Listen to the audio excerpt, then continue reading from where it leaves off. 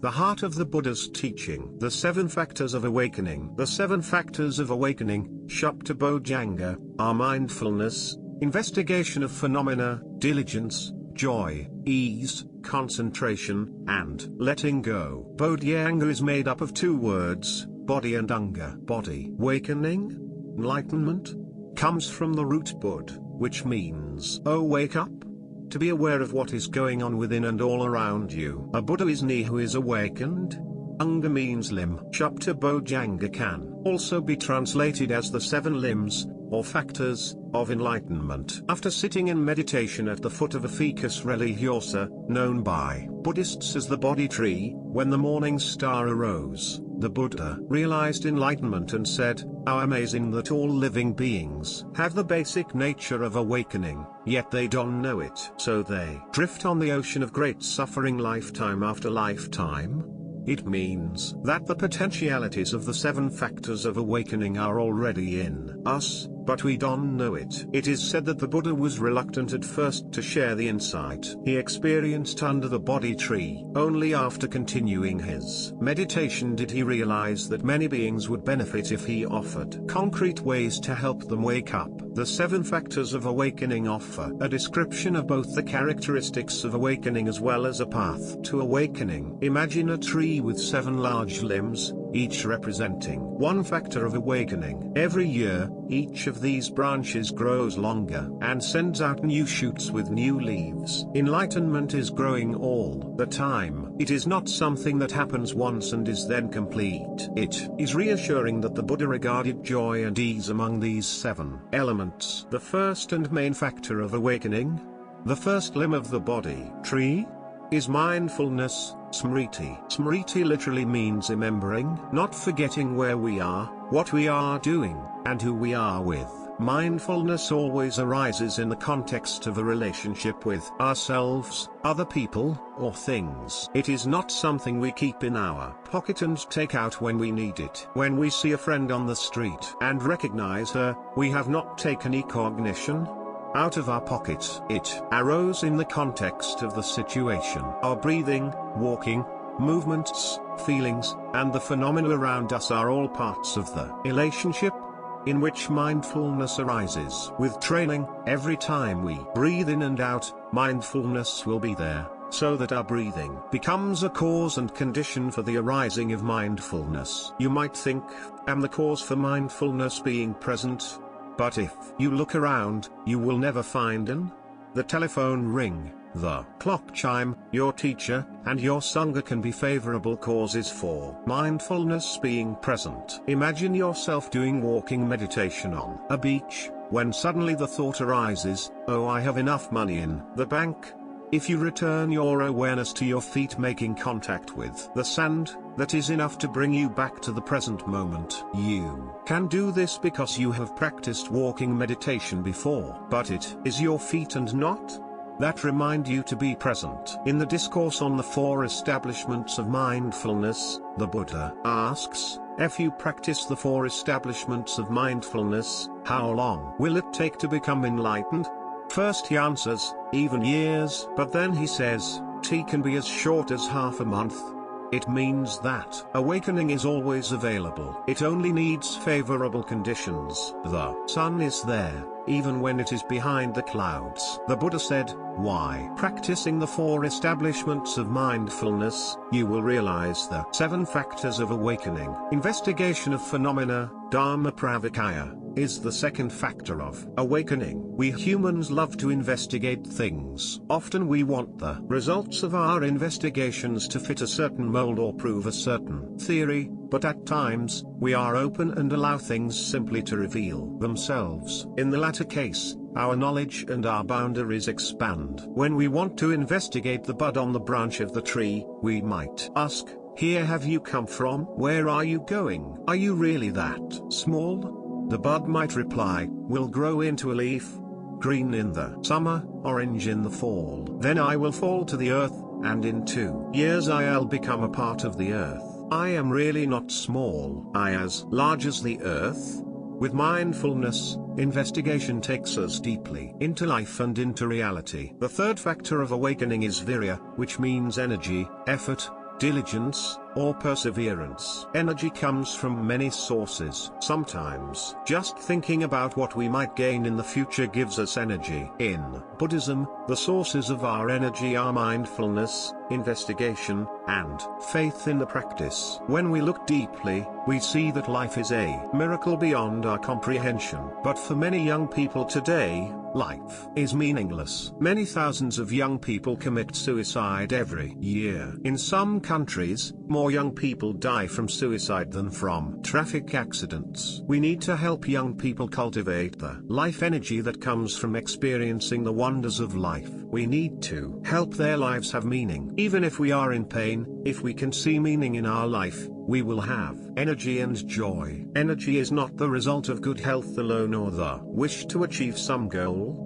material or spiritual. It is a result of feeling some meaning to our life. Making an effort at the wrong time or place dissipates our energy. Sitting in meditation for lengthy periods before we have developed good concentration might cause us to dislike meditation, and even to stop sitting altogether. When Siddhartha practiced meditation under the Bodhi tree, his concentration was already highly developed. When Kashyapa told Ananda that Ananda would not be invited to attend the first council of the Buddha disciples because he did not have a high enough degree of awakening, Ananda sat in meditation all night, and by dawn he realized he fruit of arhatship.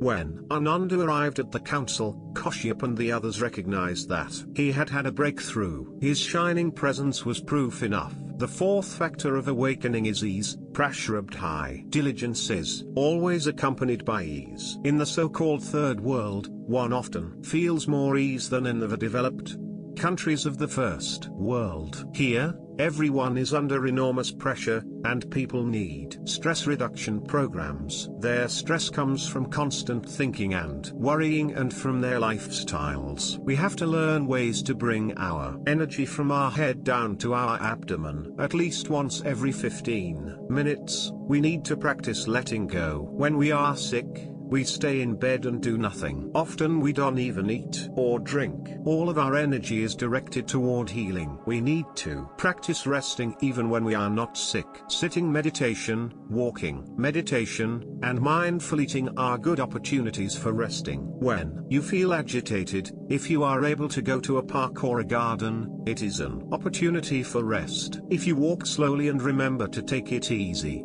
if you are able to sit and do nothing from time to time, you can rest deeply and enter a state of true ease. The fifth factor of awakening is joy, priti. Joy goes with happiness, sukha, but there are differences. When you are thirsty and a glass of water is being served to you, that is joy. When you are actually able to drink the water, that is happiness. It is possible to develop joy in your mind, even when your body is not well. This will, in turn, help your body. Joy comes from touching things that are refreshing and beautiful, within and outside of ourselves. Usually we touch only what's wrong. If we can expand our vision and also see what is right, this wider picture always brings joy. The sixth factor of awakening is concentration, samadhi. Sam means together, A is bringing to a certain place, and D is the energy of the mind. We collect the energy of our mind and direct it toward an object. With concentration,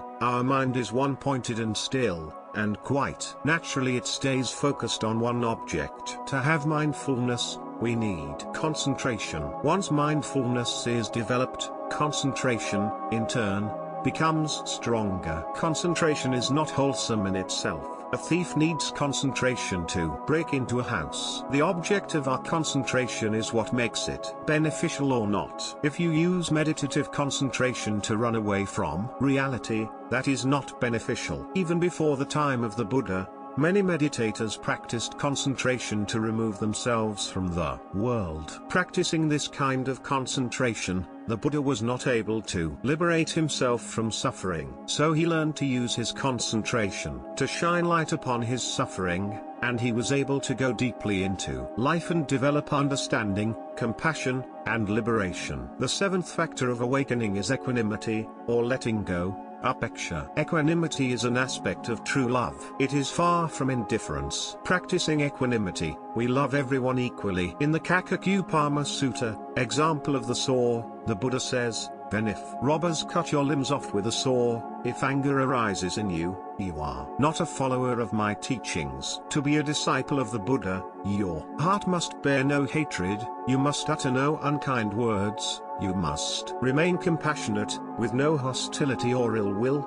As a young monk, I memorized these words and even put them to music. This teaching touches our most noble intention, but it is the opposite of our strong habit energies. To transform these habit energies and realize our noblest intention, the Buddha and the Venerable Shariputra taught us: 1. To practice equanimity in the face of harsh words. 2. To learn not to feel annoyance, bitterness, or dejection. And 3. Not to feel elated when praised, because we know that any praise is not for us as an individual, but for many beings, including our parents, teachers, friends, and all forms of life. In the greater discourse on the example of the elephant footprint, Shariputra shows the way to meditate on the 4 great elements in order to practice equanimity. When we meditate on the elements of earth, water, fire, and air inside and outside our bodies, we see that we and they are the same. When we transcend our idea of a separate self,